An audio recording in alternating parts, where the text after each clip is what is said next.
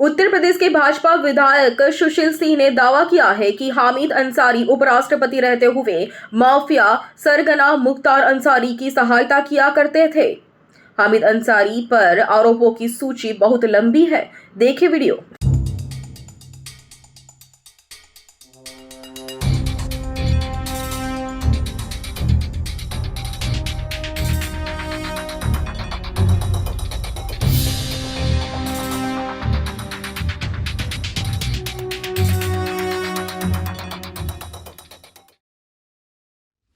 हामिद अंसारी पूर्व उपराष्ट्रपति वर्ष 2007 से 2017 तक, संयुक्त राष्ट्र में भारत के स्थायी प्रतिनिधि वर्ष 1993 से 1995 तक, भारतीय विदेश सेवा के अधिकारी और कई देशों में भारत के राजदूत रहे।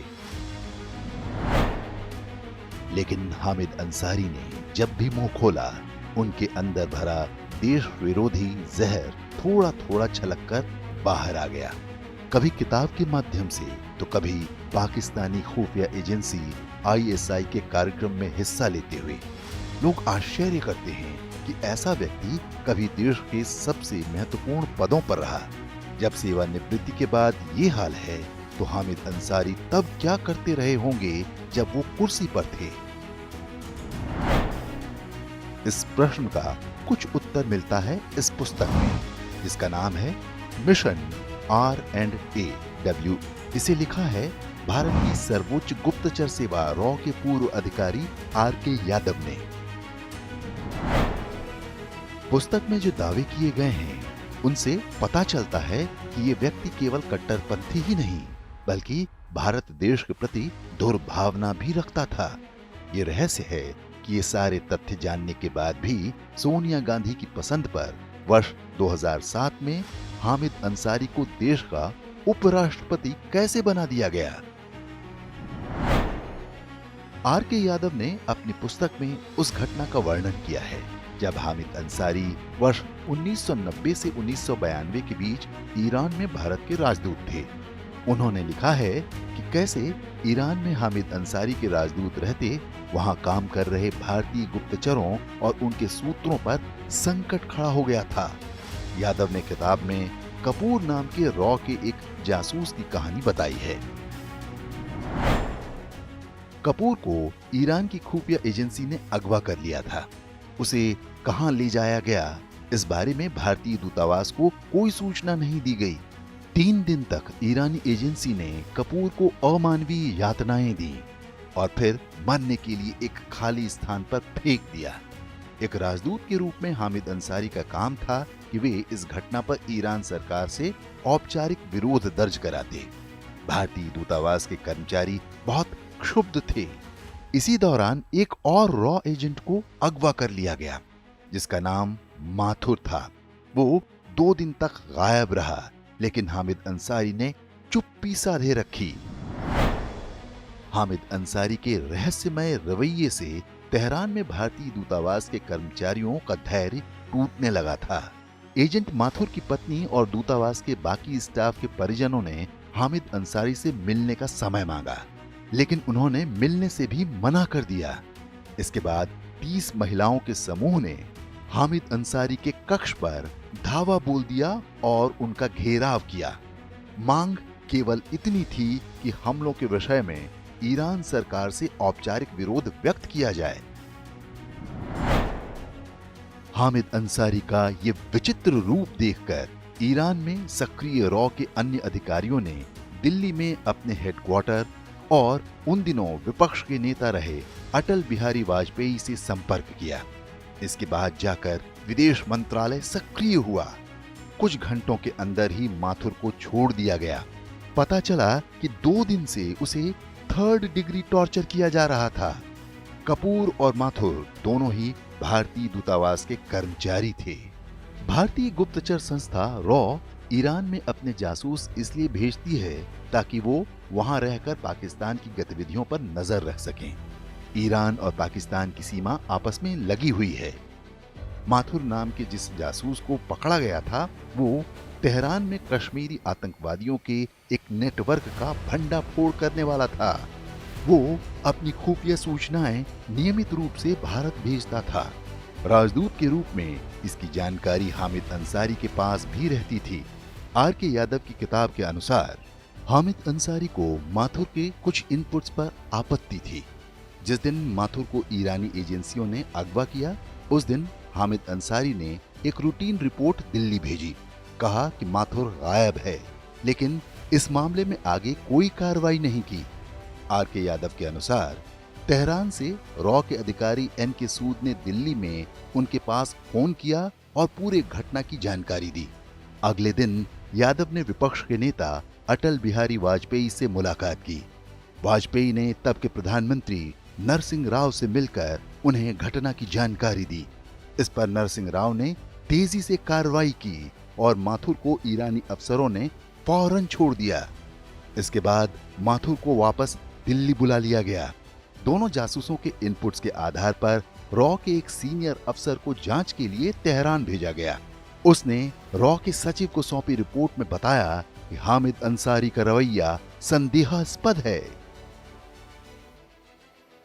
आर के यादव ने अपनी पुस्तक में लिखा है कि कुछ दिन बाद ही तेहरान में भारतीय दूतावास के सुरक्षा अधिकारी मोहम्मद उमर से ईरान की खुफिया एजेंसी ने संपर्क किया और अपने लिए काम करने का ऑफर दिया। उमर ने इसे अस्वीकार कर दिया और प्रोटोकॉल के अनुरूप राजदूत हामिद अंसारी को औपचारिक जानकारी दे दी। कुछ दिन के अंदर ही मोहम्मद उमर को अगवा कर लिया गया। उसे बुरी तरह मारा पीटा गया और तेहरान के एक बाहरी इलाके में फेंक दिया गया। इस बार भी हामिद अंसारी ने ईरान के अधिकारियों से कोई विरोध दर्ज नहीं करवाया। इतना ही नहीं, उन्होंने दूतावास के कर्मचारियों को निर्देश दिया कि वो इस बारे में मुंह बंद रखें। जब बुरी तरह से घायल मोहम्मद उमर को दूतावास लाया गया तो हामिद अंसारी ने उनको भारत वापस भेजने की कोशिश शुरू कर दी। इस पर रॉ के बाकी ऑपरेटिव्स ने विरोध दर्ज कराया। वहां पर रॉ के स्टेशन चीफ वेणुगोपाल ने राजदूत हामिद अंसारी का आदेश मानने से इनकार कर दिया। तो क्या हामिद अंसारी भारत के साथ गद्दारी कर रहे थे? इस प्रश्न का उत्तर भी इसी पुस्तक में मिलता है। इसके अनुसार हामिद अंसारी के ईरान सरकार के साथ बहुत ही अच्छे संबंध थे। फिर भी उन्होंने अपने अंतर्गत काम करने वालों के अपहरण और उनकी प्रताड़ना पर कभी औपचारिक विरोध व्यक्त नहीं किया। रॉ के पूर्व अधिकारी आर के यादव ने इस पुस्तक में घटनाक्रम का केवल वर्णन किया है। उन्होंने हामिद अंसारी की भूमिका पर कोई टिप्पणी नहीं की है, लेकिन समझने वालों के लिए पर्याप्त है कि हामिद अंसारी वास्तव में क्या कर रहे थे। क्या ये संदेह पैदा नहीं होता कि गुप्तचरों को पकड़वाने का काम कोई और नहीं बल्कि भारतीय राजदूत ही कर रहा था? ईरान में सक्रिय भारतीय जासूसों की रुचि ईरान में नहीं, पाकिस्तान की गतिविधियों में होती है। ये बात ईरान के अधिकारी भी अच्छी तरह जानते हैं। फिर भी एक के बाद एक भारतीय एजेंटों का वहां पकड़ा जाना ये बताता है कि कोई अंदर का व्यक्ति पाकिस्तान के हितों को सुरक्षित करने के लिए काम कर रहा था। वो घर का भेदी कौन था कहने की आवश्यकता नहीं है। हामिद अंसारी ने उपराष्ट्रपति रहते हुए जो काम किए वो कहीं से भी सामान्य नहीं कहे जा सकते।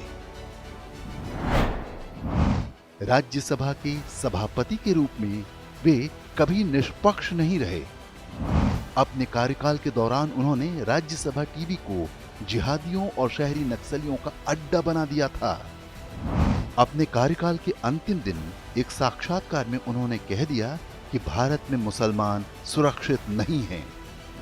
हामिद अंसारी ने मुसलमानों के लिए अलग शरिया अदालतों का भी समर्थन किया था। वे केरल के इस्लामी कट्टरपंथी संगठन पीएफआई के कार्यक्रमों में भी जाते रहे हैं। पीएफआई पर आतंकी हमलों के भी आरोप हैं।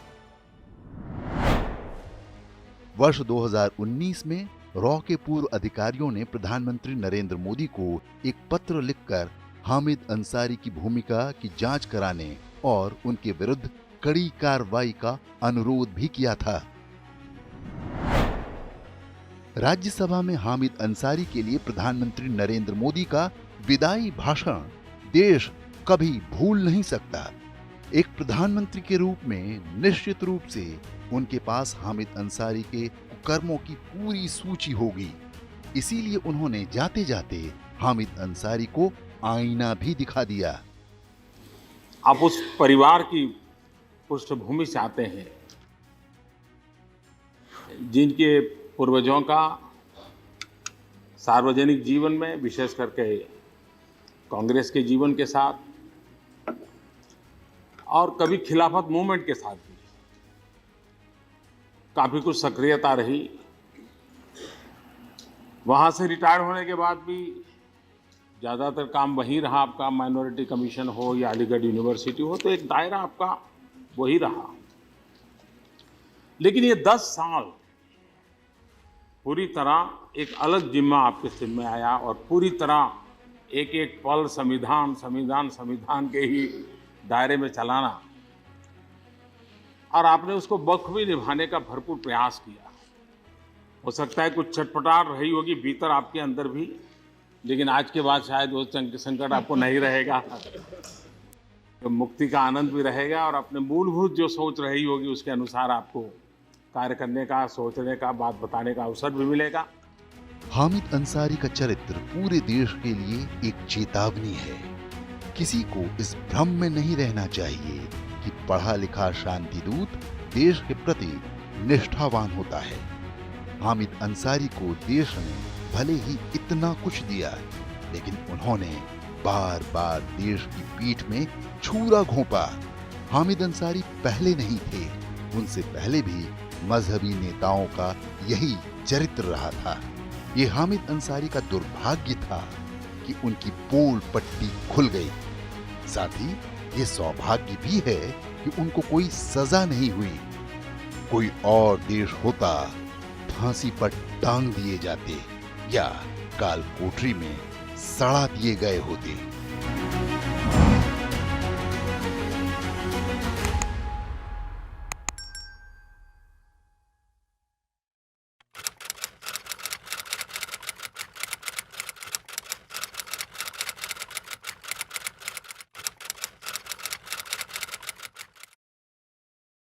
અમારી તમામ માહિતીથી અપડેટ રહેવા માટે જોડાયેલા રહો S9 ન્યૂઝ સાથે।